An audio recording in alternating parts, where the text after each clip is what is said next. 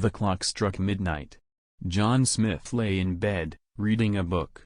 He was expecting a visitor, but he was starting to think that the visitor wasn't going to show up.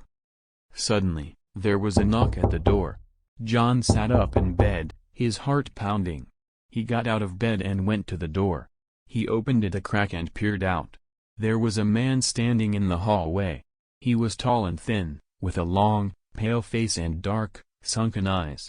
He was wearing a black coat and a hat that was pulled down low over his face. "Can I help you?" John asked. The man didn't say anything. He just stared at John with his cold, dark eyes. "Who are you?" John asked. The man still didn't say anything. He just continued to stare at John. "What do you want?" John asked. The man's lips curled into a cruel smile. "I want the report," he said. "What report?" John asked. "The one you have," the man said. "I know you have it." John hesitated. He didn't know what to say. "Don't lie to me," the man said. "I can smell it on you." John knew that the man was right. He had the report, and the man knew it. "It's in my coat pocket," John said.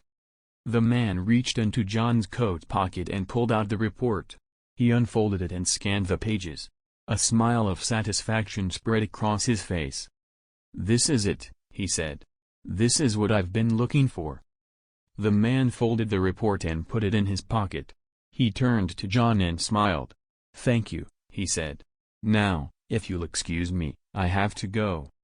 The man turned and walked away. John watched him go, his heart still pounding. He knew that he had just done something very dangerous. He had given the report to the enemy. But he had also saved his own life.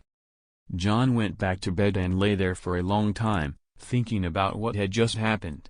He knew that he would never forget the midnight visitor.